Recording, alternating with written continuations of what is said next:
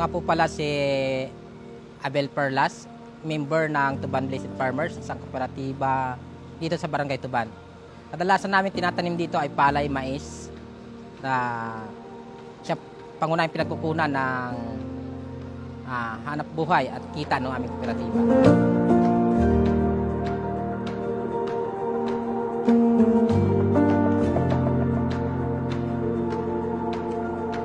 Hello po sa inyo.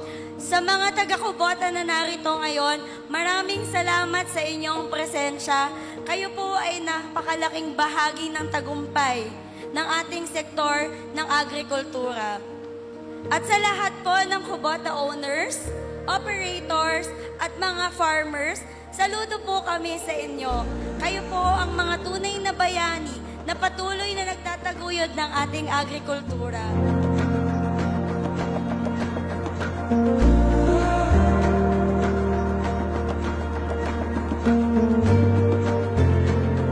Ako po si Ariangel Montoya Abreu, taga Magsaysay, Occidental, Mindoro. Sa totoo lang po, napakalaking tulong po ito sa amin. Napadali po yung trabaho ng mga farmers.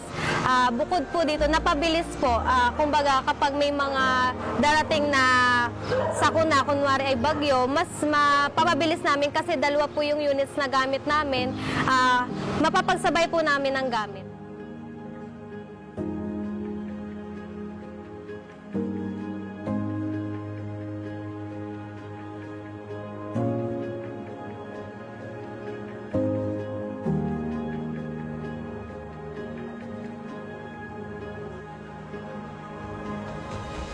Nagpapasalamat ako sa GrabM dahil nailapit kami doon sa Kubota. Sila yung unang nagtiwala sa amin para magkaroon kami ng mga unit ng harvester, 3 at 2 Kubota na traktura at isang rice transplanter.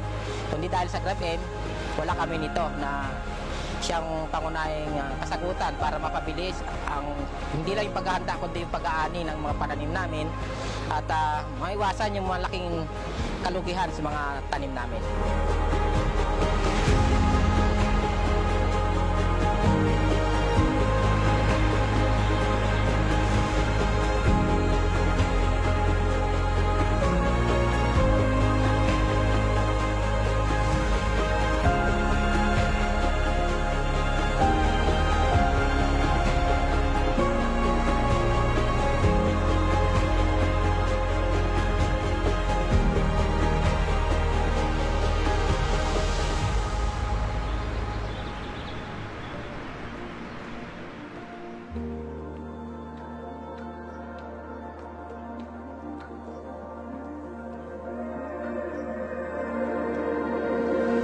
Higit kailanman, ang inyong sipag at dedikasyon ay aming pinahahalagahan.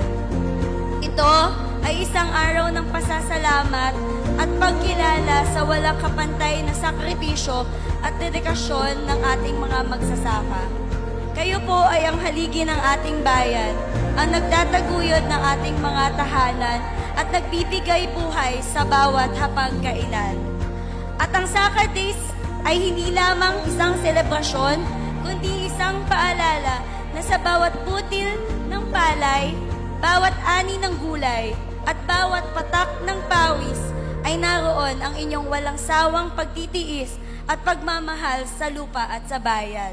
Maraming salamat at muli, isang mainit na pagbati sa inyong lahat sa pagdiriwang ng Saka Day 2024. Salamat po.